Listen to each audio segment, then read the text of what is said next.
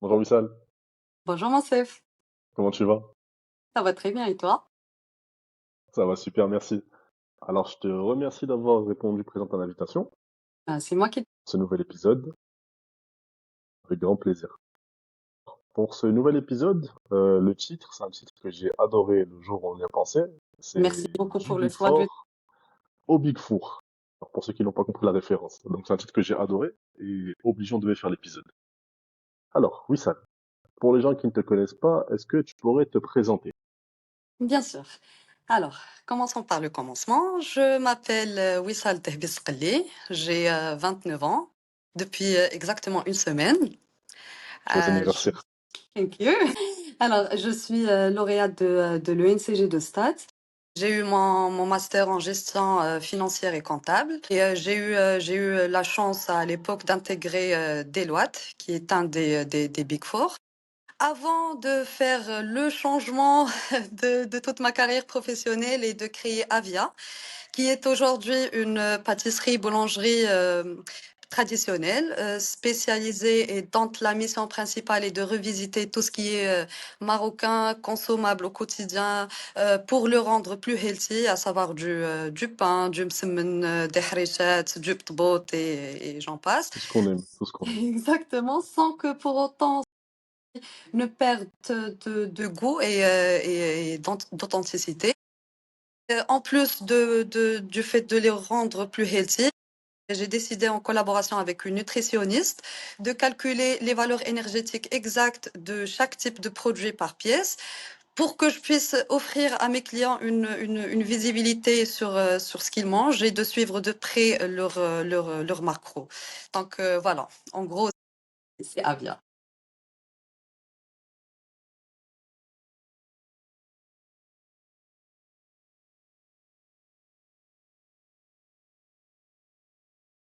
Alors, j'ai eu mon master en 2020. C'était en plein Covid. Comme je t'ai dit, j'ai eu la chance d'intégrer Deloitte dans le cadre de mon projet de fin d'études. À l'époque, il y avait très, très peu d'opportunités d'embauche. Et du coup, quand j'ai eu la proposition de Deloitte, j'ai pas pu refuser. Donc, si tu J'imagine. veux, c'est pas moi qui ai choisi le conseil, c'est le conseil qui m'a Qui t'a choisi. choisi? Mais la vérité, je vais pas te mentir. À l'époque, j'étais très, très motivée par intégrer Deloitte. Parce qu'en fait, je savais que ça allait me donner l'opportunité d'apprendre beaucoup de choses et surtout en peu de temps. Comme tu le sais, le conseil en général et le conseil dans un Big Four en particulièrement. Donc, me donner l'opportunité de travailler sur des thématiques très différentes, ce qui me permettait de développer des stratégies de résolution structurées et surtout d'avoir une vision globale sur le fonctionnement des entreprises, ce qui me sert énormément aujourd'hui dans tout ce que je fais. Parfait, parfait. Alors, bon, j'imagine, voilà, comme tout le monde, une nouvelle personne qui rentre dans le milieu du travail, le Big Four, ça les fait rêver. Mais toi, on va Exactement. dire, à quel moment est-ce que tu as ressenti le besoin de, on va dire, de changer de voie vers ce que tu fais actuellement? Alors, j'ai commencé à sentir ce changement, le besoin de ce changement, pardon, après seulement 3 années dans le monde du salariat. Mhm. Je dirais que malgré tout l'intérêt intellectuel de ce monde, je sentais qu'il me manquait, on va dire, un ancrage personnel et quelque chose de créatif. Mhm. Je me rappelle en fait du jour où j'avais déposé ma démission, c'était un jeudi matin, comme tous les jours. Je suis partie, j'ai allumé mon PC, j'ai démarré ma journée. Et en sortant pour prendre ma pause café je te le dis comme ça, j'ai vu une ramette de papier blanche qui était posée juste à côté. J'ai retiré doucement une petite feuille. Je suis descendue, j'ai rédigé ma démission tout en prenant mon café. Le Moqata'a D'accord. était juste à côté, donc je suis partie, j'ai légalisé exactement, comme par hasard. Et c'était la meilleure décision que j'avais prise à l'époque, je vais pas te mentir. Ok. J'ai quitté avec pas mal d'idées de projets en tête que je voulais concrétiser, mais bizarrement, Avia n'en faisait pas partie. D'accord. Je me rappelle, j'étais toujours en période de préavis, les 3 derniers jours. Puis, je suis partie rendre visite à ma grand-mère. Je l'ai trouvée en plein préparatif de Ramadan. كان يلاه le début de Chaban, donc elle préparait tout ce qui est slo, brewet, shbakia pour toute la Ok. famille. Sauf que elle, sa recette, elle est particulièrement spéciale. Au lieu d'utiliser de la farine blanche, elle utilisait de la farine de blé, qui reste beaucoup plus nutritif et faible en calories.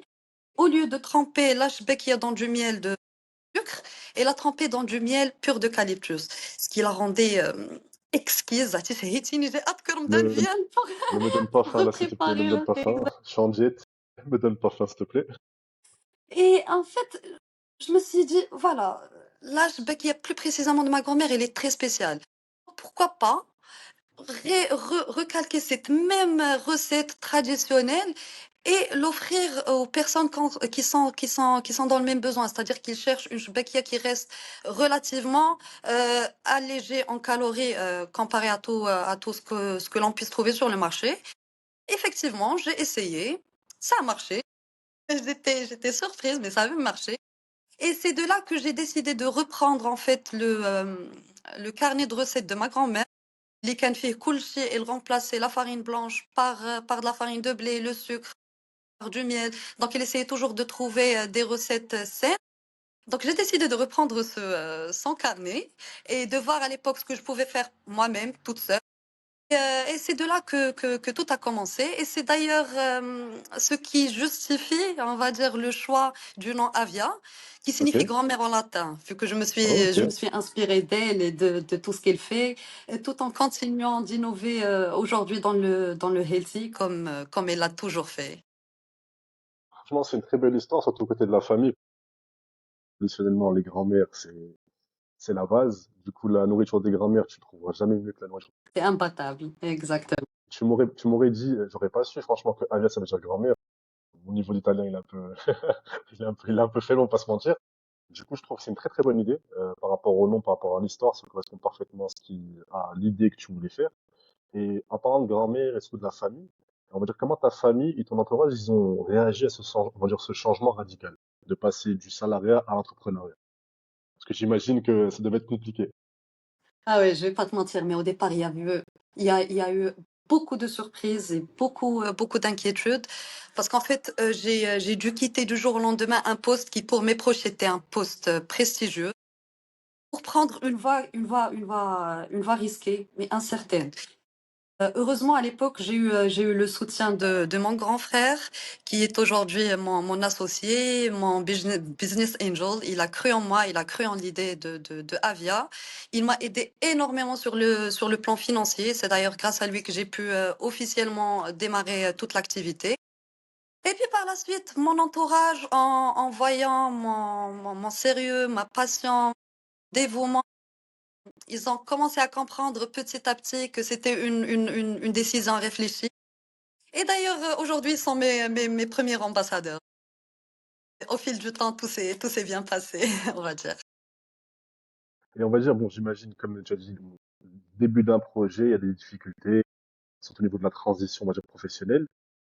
C'était quoi, en gros, tes plus grandes difficultés que tu as rencontrées quand tu as commencé, surtout au niveau de la transition? Déjà, je dirais que la plus grande difficulté était de sortir de ma zone de confort. Le salariat, j'avais un cadre et j'avais surtout une stabilité financière.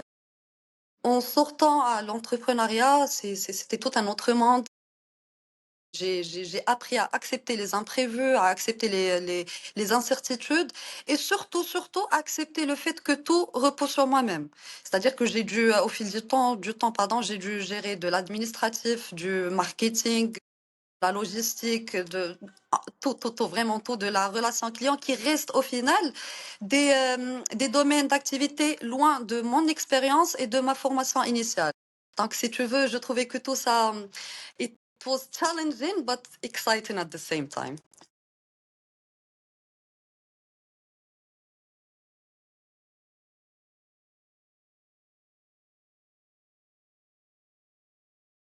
Absolument. Je dirais que, en fait, le consulting chez Deloitte m'a donné une discipline de travail qui reste aujourd'hui la clé de tout ce que je fais. Ça m'a également donné la capacité de prendre du recul face aux problèmes du quotidien et de mieux structurer mes idées. Il n'y a pas une journée qui passe sans faire face à un problème, que ce soit au niveau de la production, niveau de la gestion relation client, de la livraison. Donc oui, au final, je dirais et je considère mon expérience chez Deloitte, mon expérience du salariat en général, comme étant une base, je dirais, très solide sur laquelle j'ai pu bâtir tout ce que je fais aujourd'hui. Comme tu l'as dit déjà précédemment, la différence entre le salariat et l'entrepreneuriat, c'est que le salariat, tu as une certaine sécurité. On va dire, tu sais qu'à la fin du mois, tu as un salaire qui arrive, peu importe ce qui se passe. Exact. L'entrepreneuriat, c'est un peu différent. Que, on va dire, quand tu as quitté, on va dire, ce travail, est-ce que tu as parfois douté de ton choix? Bien sûr, bien sûr. Douter, c'est tout à fait normal, c'est humain. Surtout quand on prend, comme je t'ai dit, une voie qui est risquée. Je vais pas te mentir, mais j'ai pensé à plusieurs reprises tout arrêter et repenser à ma carrière professionnelle à zéro. Mais à chaque fois, en fait, que je voyais un client satisfait, que je recevais un message de remerciement, que je préparais une nouvelle recette, tout simplement que je voyais, que je constatais l'impact de mon travail, Mhm. je me rappelle pourquoi j'ai fait ce choix. Oui, il y a des doutes, mais ma conviction est plus forte. J'ai un objectif en tête que je veux atteindre. Et voilà, je ne m'arrêterai pas avant. Parfait. Et on va dire, comment est-ce que tu perçois aujourd'hui ta réussite? Et, quelle est, on va dire, ta définition du succès? Alors, pour moi, la réussite ne se mesure pas uniquement en termes financiers. Et plutôt que ma définition aujourd'hui du succès, c'est d'avoir créé une activité alignée avec mes valeurs. En fait, qui me permet d'apprendre chaque jour de nouvelles choses, de m'épanouir et surtout d'apporter quelque chose de positif à mon entourage, à mes clients et tout ce qui va avec. Donc, au final, je considère plutôt le fait de me sentir en cohérence avec moi-même comme étant mon plus grand succès. Parfait, parfait. Et, on va dire pour clôturer à peu près, quel conseil tu pourrais donner à un jeune consultant, fraîchement diplômé, fraîchement sorti d'école, qui a commencé son travail et qui rêve de tout plaquer pour se lancer dans un projet? Je lui dirais de très, très, très, très bien réfléchir à son pourquoi. En fait, l'entrepreneuriat demande énormément d'énergie, énormément de résilience. Quand tout va mal, c'est ce pourquoi qui est bien défini qui nous donne la force et le courage de poursuivre et de tenir jusqu'au bout. Je lui conseillerais également de capitaliser sur tout ce que le salariat lui a appris, que ça soit dans le conseil ou autre chose. Et je lui demanderais aussi de ne surtout, surtout, surtout pas avoir peur de l'échec, en fait. On ne réussit pas forcément du premier coup. Exactement. Suivre sa passion demande beaucoup de courage, mais à mon avis, ça reste la plus belle façon de rester fidèle à soi-même. Donc j'encourage tout le monde, il faut juste penser et bien repenser, d'avoir une idée en tête qui soit solide. Exactement. C'est comme tu veux, comme tu l'as bien dit. En gros, ça va être très difficile au début. Certains projets aboutissent, d'autres non. Ah, exact. Vous pouvez mettre autant d'heures de travail que vous voulez. Ça ne va pas, en gros, justifier le résultat attendu. Des projets qui prennent, donc ils ne prennent pas. Mais en gros, c'est le pas. Il faut juste sauter le pas si tu veux. Exact. Certains sont faits pour le salariat, d'autres pour l'entrepreneuriat. C'est pas une honte de dire je suis salarié. Moi, je suis salarié. Il n'y a pas de, Du tout. tranquillement. Je me dis l'entrepreneuriat, c'est pas pour moi, en tout cas pour l'instant. Hein, on sait jamais. On sait jamais. On sait jamais, hein, c'est des projets à discuter. Mais ouais, donc j'imagine, voilà, il y a différents types de profils. Mais comme tu l'as très bien dit, il faut se lancer et rester, voilà, fier et rester true to yourself, si on peut dire ça. Et avoir beaucoup, beaucoup, beaucoup de courage et d'énergie. C'est Ah, autodonné. ouais, c'est des hauts et des bas. Parfois, il y a plus de bas que de hauts. Mais comme je t'ai dit, quand on sait, quand on a un objectif bien défini et qu'on veut l'atteindre, rien ne nous arrête. Mhm. Parce qu'en fait, moi, je sais aussi que tu travailles énormément, c'est énormément de boulot. Il n'y a pas vraiment d'heures fixes, comme un salarié à 8h, Vraiment, 18h. pas du Tu tout. travailles, j'imagine, les week-ends, tu travailles Ouais. le soir, tu Parfois, travailles férié. Comme quoi, c'est pas aussi, on va dire, rose que ça. C'est énormément de boulot. Je sais que pendant les congés, je pense que t'as pas eu de congé. pas de congé Pas d'été, vraiment. je pense. On a des périodes, allez, on va dire, on a 2 semaines après Ramadan et quelques jours par-ci, par-là. Mais ça va. J'aime bien ce que je fais. Je me réveille chaque jour avec un sourire. Donc, c'est ce qui compte le plus. C'est le plus important, effectivement. Super. Bah, écoute, Wissal, je te remercie énormément d'avoir À toi, encore une rejoint fois. cet épisode. Parcours, franchement, je respectais parce qu'il faut avoir énormément de courage pour, on va dire, switcher d'un poste, on va dire, prestigieux et se lancer dans l'inconnu. Donc, franchement, chapeau.